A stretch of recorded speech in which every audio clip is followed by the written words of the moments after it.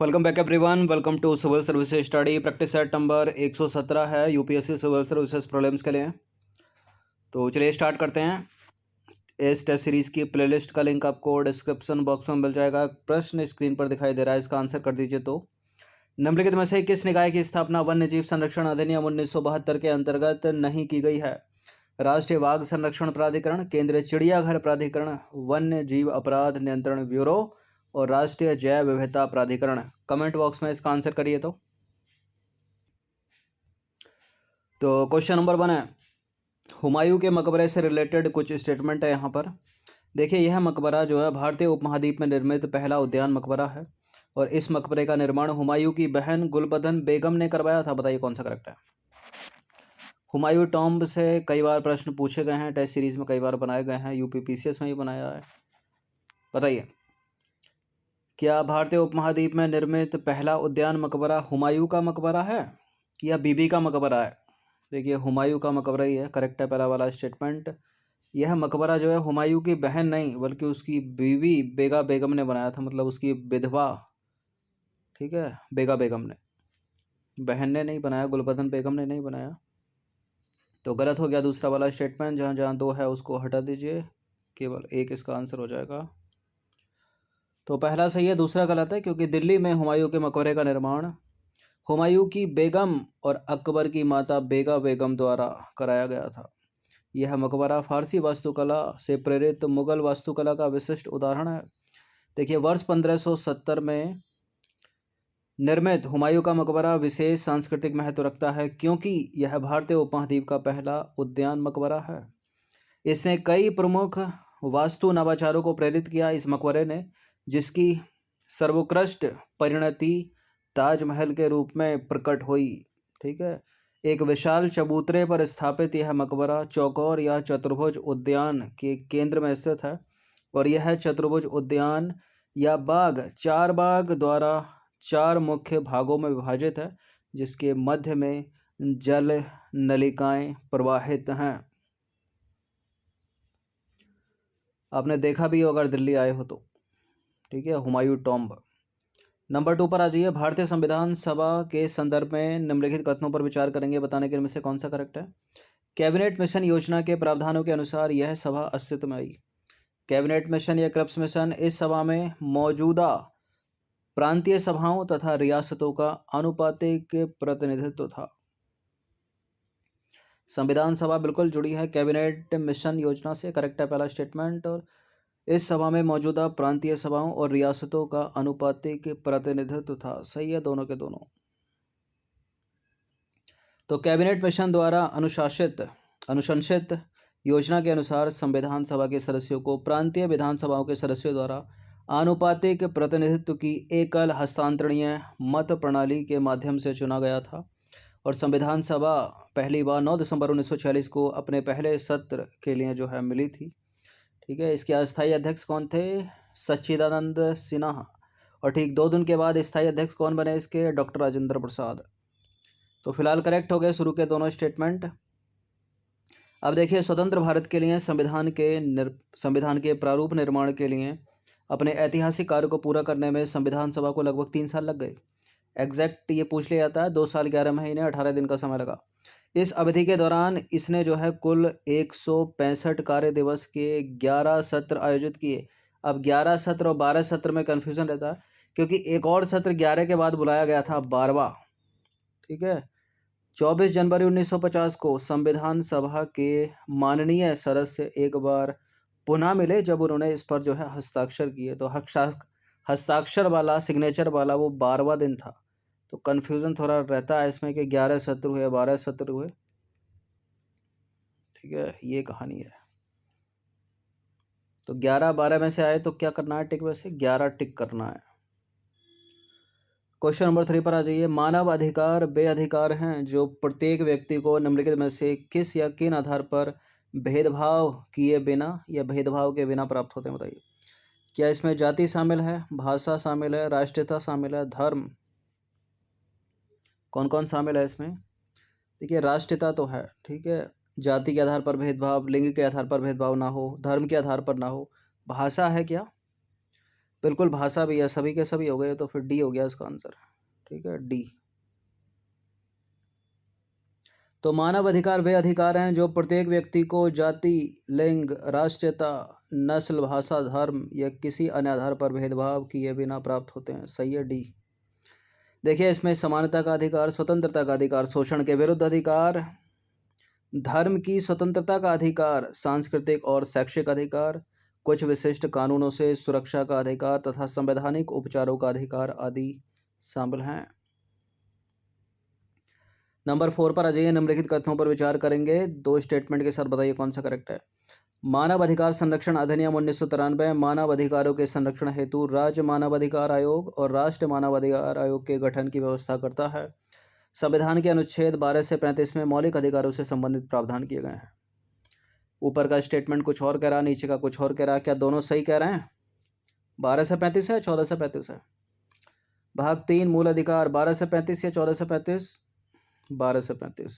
और फिर 35 के बाद आएगा 36, 36 से 51 तक आएगा राज्य के निदेशक सिद्धांत। फिर 51 का ए जो है, ए से लेकर के तक आएंगे आपके मौलिक कर्तव्य, जो बाद में जोड़े गए। स्वर्ण सिंह समिति, 42वां संविधान संशोधन अधिनियम। फिलहाल ये दोनों के दोनों स्टेटमेंट करेक्ट हैं, सी है इसका आंसर। तो मौलिक अधिकार संविधान के भाग 3 में है, संविधान के अनुच्छेद 12 से लेकर 35 में। ठीक है, याद रखना। देखिए मानव अधिकार संरक्षण अधिनियम 1993, जिसे वर्ष 2019 में संशोधित किया गया था, मानव अधिकारों के संरक्षण हेतु राज्य मानव अधिकार आयोग और मानव अधिकार न्यायालयों तथा इनके नेतृत्व हेतु राष्ट्रीय मानव अधिकार आयोग के गठन की व्यवस्था करता है। क्या करता है, कौन करता है? मानव अधिकार संरक्षण अधिनियम 1993 2019 में संशोधन हुआ है। कुछ क्लॉज इसमें हटाए गए, कुछ जोड़े गए। ठीक है, जैसे कि राष्ट्रीय मानव अधिकार आयोग का जो अध्यक्ष पहले बनता था वो केवल चीफ जस्टिस ही होना चाहिए था सुप्रीम कोर्ट का, लेकिन अब ऐसा नहीं है, अब कोई भी न्यायाधीश बन सकता है इसका। ठीक है, अध्यक्ष, ऐसा नहीं है कि सेवानिवृत्त होगा। मुख्य न्यायाधीश का पहले इसमें वो था, स्टार था। ठीक है, क्लॉज था एक मैंडेटरी, तो उसको हटा दिया गया। अब कोई भी न्यायाधीश सुप्रीम कोर्ट का मुख्य भी और नॉर्मल भी बन सकता है अध्यक्ष। अलग से प्रश्न कराया है इसके ऊपर। चलिए 5वां प्रश्न है, निम्नलिखित कथनों पर विचार करके बताइए इनमें से कौन सा गलत है एक। तो पहला पढ़ते हैं, भारतीय संविधान की 7वीं अनुसूची के तहत जेल राज्य सूची का विषय है। गृह मंत्रालय जो है जेलों और जेल के कैदियों से संबंधित मुद्दों पर राज्य और केंद्र शासित प्रदेशों को नियमित मार्गदर्शन प्रदान करने का काम करता है, होम मिनिस्ट्री। तीसरा विकल्प है, भारतीय संविधान का अनुच्छेद 22 राज्य की सुरक्षा और सार्वजनिक स्वास्थ्य बनाए रखने के लिए व्यक्तिगत स्वतंत्रता पर निवारक निरोध तथा प्रतिबंध लगाने की अनुमति देता है। और भारतीय संविधान का अनुच्छेद 23 समान अवसर के आधार पर न्याय को बढ़ावा देने के लिए मुफ्त कानूनी सहायता सुनिश्चित करता है। एक पक्का गलत है इसमें, क्योंकि कोई ऐसा स्टेटमेंट तो है नहीं कि 1 सही, 2 सही, 3 सही, 4 सही। एक पक्का गलत है और वो है ऑप्शन नंबर विकल्प संख्या डी। अनुच्छेद 3 में तो शोषण के विरुद्ध अधिकार है। ठीक है, ये जो डी में कुछ लिखा है कि न्याय को बढ़ावा देने के लिए मुफ्त कानूनी सहायता सुनिश्चित करना, ये तो राज्य का नीति निदेशक तत्व है कोई। ठीक है, तो गलत है यहाँ पर डी। तो देखिए संविधान का जो अनुच्छेद 39A है ना, वो भी बाद में जोड़ा गया होगा क्योंकि क्लॉज ए लगा है इस पर, ना कि अनुच्छेद 23 राज्य के नीति निदेशक सिद्धांतों का हिस्सा है, जिसके अनुसार किसी भी नागरिक को आर्थिक या अन्य अक्षमताओं के कारण न्याय पाने से वंचित नहीं किया जाना चाहिए और राज्य जो है मुफ्त कानूनी सहायता प्रदान करने की व्यवस्था करेगा उसके लिए। तो ये राज्य का नीति निदेशक सिद्धांत है, क्योंकि देखिए 39 अनुच्छेद है, 39 में भी 39 का ए है, मतलब बाद में जोड़ा गया होगा ये। ठीक है, और 36 से 51 के बीच में राज्य के नीति निदेशक सिद्धांत हैं, तो ये राज्य का नीति निदेशक सिद्धांत का हिस्सा हुआ। देखिए मुफ्त कानूनी सहायता या मुफ्त कानूनी सेवा का अधिकार जो है संविधान द्वारा गारंटीकृत एक आवश्यक मौलिक अधिकार है। ठीक है, अब देखते हैं यहाँ संविधान के अनुच्छेद 23 में जो है शोषण के विरुद्ध अधिकार मौलिक अधिकार प्रदान करता है। तो अनुच्छेद 23 में क्या है, शोषण के विरुद्ध अधिकार जो एक मौलिक अधिकार है। ठीक है, तो यहाँ सेकंड स्टेटमेंट में जो चर्चा हो रही है, मतलब डी वाले स्टेटमेंट में चर्चा हो रही है, वो अनुच्छेद 23 की नहीं हो रही, वो अनुच्छेद 39A की हो रही है, इसलिए गलत है वो। क्वेश्चन नंबर 6 पर आ जाइए। अक्टूबर 1940 के व्यक्तिगत सत्याग्रह के संदर्भ में निम्नलिखित में से कौन सा कथन गलत है? देखिए कुछ इंपॉर्टेंट टॉपिक हैं व्यक्तिगत सत्याग्रह। इनको एक तो ये डेट के साथ ही पूछ लेते हैं कि कब हुआ था, घटते बढ़ते क्रम में 3 और दे देगा, एक व्यक्तिगत सत्याग्रह दे देगा कि इनको सजाइए इंक्रीजिंग डिक्रीजिंग ऑर्डर में, या इसके अंदर से जाके पूछ लेगा। ठीक है, पढ़ते हैं। पहला क्या है? व्यक्तिगत सत्याग्रह स्वतंत्रता की मांग करने के लिए नहीं बल्कि अभिव्यक्ति की स्वतंत्रता की पुष्टि के लिए था, और इसने एक अन्य आंदोलन को जन्म दिया जो बाद में दिल्ली चलो आंदोलन के नाम से जाना गया। विनोबा भावे प्रथम सत्याग्रही और सरदार पटेल दूसरे सत्याग्रही थे, और इस समय कांग्रेस ने जन आंदोलन को त्याग कर सरकार को एक और अवसर प्रदान किया। अब पहला दूसरा तीसरा पढ़ा होगा तब थोड़ा बहुत याद आ रहा होगा, लेकिन इन जो इम्पोर्टेंट टॉपिक होते हैं इसके कुछ बुलेट पॉइंट होते हैं, उनको रख के भी स्टेटमेंट सही गलत करवाते रहते हैं एग्जामिनर। जैसे कि प्रथम सत्याग्रही विनोबा भावे थे, सही है, लेकिन दूसरे जो है वो पटेल नहीं थे, पंडित जवाहरलाल नेहरू थे, इसलिए गलत है ये वाला स्टेटमेंट। ठीक है, सुनी सुनाई लाइन लग रही होगी, और यही देखिए गलती है। अगर आपको पहला दूसरा और तीसरा ना पता हो तो, चौथा ना पता हो तो ये पता होना चाहिए इन कुछ इंपॉर्टेंट टॉपिक के कुछ बुलेट पॉइंट। जैसे कि प्रथम सत्याग्रही कौन? विनोबा भावे। दूसरे कौन? नेहरू, ना कि पटेल। तो आचार्य विनोबा भावे पहले सत्याग्रही थे। ठीक है, आचार्य विनोबा भावे पहले, पंडित जवाहरलाल नेहरू दूसरे थे। ठीक है, पटेल नहीं थे। और तीसरे का भी नाम याद रखिए, वो थे ब्रह्मदत्त। ठीक है, तीसरे सत्याग्रही। और 1940 में गांधी जी ने लॉर्ड लिनलिथगो से हुई भेंट के दौरान व्यक्तिगत सत्याग्रह की सूचना दी, या निजी सत्याग्रह भी लिखा आ सकता है, निजी सत्याग्रह के नाम से भी प्रश्न आ सकता है। सन भी याद रखिएगा 1940। देखिए अहिंसा इस व्यक्तिगत सत्याग्रह का आधार था, और सत्याग्रहों का चयन जो है उनके दृढ़ निश्चय पर किया जाता था। पहला सत्याग्रह कौन? विनोबा भावे, और दूसरे जवाहरलाल नेहरू, तीसरे ब्रह्मदत्त। इंपॉर्टेंट पहले दूसरे ही अधिकतर। ठीक है, इस स्टेटमेंट को गलत करना होता तो पहला सत्याग्रह जवाहरलाल नेहरू कर सकता था और दूसरा विनोबा भावे, इस तरह से ही पूछ सकता था। क्वेश्चन नंबर 7 पर आ जाइए। खेड़ा सत्याग्रह के विषय में निम्नलिखित कथनों पर विचार करेंगे। यह प्रथम असहयोग आंदोलन था जिसमें गांधी जी ने किसानों से कर भुगतान न करने के लिए कहा था। 1918 में हुआ था ना Kheda. Servant of India Society ने किसानों की स्थिति का जायजा लेकर इस आंदोलन में महत्वपूर्ण भूमिका निभाई। और तीसरा स्टेटमेंट है, इस सत्याग्रह के परिणाम स्वरूप सरकार कर निलंबन करने और सभी जब्त संपत्ति वापस करने पर सहमत हुई। क्या बताइए, क्या तीसरा स्टेटमेंट सही है? वो क्या है? पहला था 1917 में तो हुआ था जब गांधी जी चंपारण, उससे पहले तो वही होना चाहिए, फिर इससे पहले ये तो 18 का है, लेकिन यहाँ असहयोग आंदोलन की बात हो रही है। ठीक है, और वो भी कर भुगतान के लिए। बिल्कुल सही है बात ये। सर्वेंट ऑफ इंडिया सोसाइटी ने किसानों की स्थिति का जायजा लेकर इस आंदोलन में महत्वपूर्ण भूमिका निभाई। बिल्कुल। और इस सत्याग्रह के परिणाम स्वरूप सरकार कर निलंबन करने और सभी जब्त संपत्ति वापस करने पर सहमत हो गई। सभी। हिस्ट्री में ऐसे बहुत कम स्टेटमेंट होते हैं जिसमें ऐसे जो करेक्ट हो जाते हैं कि ब्रिटिश सरकार सारे पहलुओं के लिए मान गई थी। ठीक है, लेकिन यहाँ सही है उत्तर, सभी। डी है इसका आंसर। तो देखिए 1918 का खेड़ा सत्याग्रह गांधी जी द्वारा चलाया गया पहला असहयोग आंदोलन था। गुजरात के खेड़ा जिले में किसान फसलों के नष्ट होने के कारण और सरकार द्वारा भू राजस्व माफ़ न करने की मांग की अनदेखी से अत्यधिक परेशान थे। विट्ठल भाई पटेल और गांधी जी के साथ सर्वेंट ऑफ इंडिया सोसाइटी के सदस्यों ने मामले का पता लगाया और किसानों की मांग की जो है वैधता की पुष्टि की। राजस्व संहिता के अनुसार सामान्य उत्पादन के 1/4 से भी कम होने पर किसानों को कर में छूट मिल सकती थी। गांधी जी ने किसानों से करों का भुगतान ना करने का आह्वान किया। जहां गांधी जी अड़ जाते थे वो काम बन जाते थे उस समय। ठीक है, तो करेक्ट हो गया पहला दूसरा स्टेटमेंट। इस आंदोलन के परिणाम स्वरूप ब्रिटिश सरकार ने किसानों के साथ एक समझौता करने की मांग रखी और सरकार चालू वर्ष के लिए कर निलंबित करने और अगले वर्ष इसकी दर में वृद्धि को कम करने और सभी जब्त संपत्तियों को वापस करने पर सहमत हुई। तीसरा भी सही है। क्वेश्चन नंबर 8 पर आ जाइए। वर्ष 1928 की नेहरू रिपोर्ट के संदर्भ में निम्नलिखित कथनों पर विचार करके बताइए कौन सा सही है। इसने धर्म से राज्य के पूर्ण अलगाव का समर्थन किया और इसने मुसलमानों के लिए पृथक निर्वाचक मंडल को स्वीकार कर लिया, स्वीकार किया या नकार दिया, मतलब नकारा होगा तो संयुक्त निर्वाचन की पद्धति अपनाई होगी। इसने भारत के लिए डोमिनियन स्टेटस की सिफारिश की। कुछ भी स्टेटमेंट बनाकर यहाँ डोमिनियन स्टेटस की जगह पूर्ण स्वतंत्रता की सिफारिश की, ये पूछ सकता है, लेकिन डोमिनियन स्टेटस था इसमें। इसने धर्म से राज्य के पूर्ण अलगाव का समर्थन किया, ये भी सही है। लेकिन मुसलमानों के लिए पृथक निर्वाचन मंडल को स्वीकार नहीं किया था, ये गलत है, नकार दिया था। संयुक्त निर्वाचन पर टिकी थी बात, तो दूसरा वाला गलत कर दीजिए, केवल 1 और 3। तो नेहरू रिपोर्ट की सिफारिश से क्या क्या? धर्म से राज्य का पूर्ण पृथक्करण,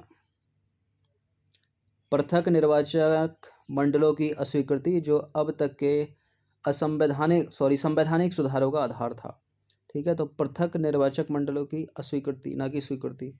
देखिए, इसमें केंद्र और प्रांतों में मुसलमानों के लिए सीटों के आरक्षण के साथ संयुक्त निर्वाचन क्षेत्रों की मांग का प्रस्ताव रखा गया। संयुक्त निर्वाचन क्षेत्र, ना कि पृथक निर्वाचन। जहां वे मुस्लिम आबादी के अनुपात में अल्पसंख्यक थे, वहां अतिरिक्त सीटों पर चुनाव लड़ने का अधिकार था, तो गलत हो गया दूसरा स्टेटमेंट। देखिए, भारतीयों द्वारा इच्छित सरकार के रूप में स्वयं प्रशासनिक प्रभुत्व की तर्ज पर डोमिनियन स्टेटस का इसमें प्रावधान था।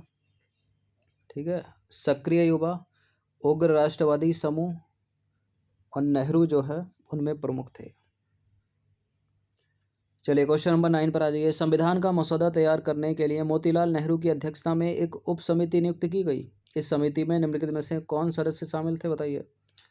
सुभाष चंद्र बोस, तेज बहादुर सप्रू, अली इमाम, पहला, दूसरा, तीसरा, कौन सा होगा इसमें? संविधान का मसौदा तैयार करने के लिए मोतीलाल नेहरू की अध्यक्षता में एक उप समिति नियुक्त की गई। ठीक है, इस समिति ने कुछ सिफारिशें दी, कुछ लोग इसमें सदस्य थे, और यह समिति की रिपोर्ट ही जो है, नेहरू रिपोर्ट की बात हो रही है इस प्रश्न में भी, 1928 की। तेज बहादुर सप्रू, सुभाष चंद्र बोस, अली इमाम, ये तीनों थे। ठीक है, डी है इसका आंसर, और भी थे इनके अलावा। तो संविधान का मसौदा तैयार करने के लिए मोतीलाल नेहरू की अध्यक्षता में एक उप समिति नियुक्त की गई। इस समिति में तेज बहादुर सप्रू, सुभाष चंद्र बोस, MS एनी, मंगल सिंह, अली इमाम, शुएब कुरैशी, GR प्रधान इसके सदस्य के रूप में शामिल थे, और अगस्त 1928 में इसकी रिपोर्ट को अंतिम रूप दिया गया, और यह रिपोर्ट अंतिम रूप से नेहरू रिपोर्ट के नाम से जानी गई। ठीक है, तो नाम याद रखिएगा, मुख्य नाम क्या है? मोतीलाल नेहरू। क्वेश्चन नंबर 10 पर आ जाइए। राष्ट्रीय बाघ संरक्षण प्राधिकरण के संदर्भ में निम्नलिखित में से कौन सा कथन सही है? राष्ट्रीय बाघ संरक्षण प्राधिकरण एक सांविधिक निकाय है, मतलब स्टैच्यूटरी बॉडी है, और यह पर्यावरण संरक्षण अधिनियम 1986 के प्रावधानों के तहत गठित है। बताइए कौन सा सही है? देखिए, इसको जोड़ के पहले भी बताया था कि राष्ट्रीय बाघ है मतलब वन का जीव है, तो वन का जीव है तो वन्य जीव संरक्षण अधिनियम के अंतर्गत होगा। ठीक है, पर्यावरण संरक्षण अधिनियम 1986 के अंतर्गत क्यों होगा? वन्य जीव संरक्षण अधिनियम 1972 के अंतर्गत होगा ना। वाघ संरक्षण, वन का जीव, वन्य जीव। ठीक है, वाघ, वन का जीव, वन्य जीव, इस तरह से जोड़कर बताया था याद रखने के लिए लंबे समय तक, तो गलत है। राष्ट्रीय बाघ संरक्षण प्राधिकरण वन्य जीव संरक्षण अधिनियम 1972 के प्रावधानों के तहत गठित है। पहला वाला सही, दूसरा वाला है गलत। तो वन्य जीव संरक्षण अधिनियम 1972 का उद्देश्य वन के जीवों को प्रभावी ढंग से संरक्षित करना तथा उनके शिकार, उनकी तस्करी, उनके अवैध व्यापार को नियंत्रित करना। राष्ट्रीय बाघ संरक्षण प्राधिकरण वन्य जीव संरक्षण अधिनियम 1972 के प्रावधानों के तहत गठित पर्यावरण, वन और जलवायु परिवर्तन मंत्रालय के अधीन एक सांविधिक निकाय है, स्टैच्यूटरी बॉडी है, इसलिए गलत है दूसरा स्टेटमेंट। पर्यावरण संरक्षण अधिनियम के अंतर्गत नहीं है, ये तो वन्य जीव संरक्षण अधिनियम 1972 के अंतर्गत है, राष्ट्रीय बाघ संरक्षण प्राधिकरण। इससे रिलेटेड एक प्रश्न पूछा थंबनेल पर, उसका उत्तर बता देते हैं। उसका उत्तर है डी। ठीक है, वो जैव विविधता वाला, वो नहीं है इसके अंतर्गत, वो जैव विविधता अधिनियम 2000 से संबंध है उसका। ठीक है, चलिए प्रैक्टिस कर लीजिएगा इनकी।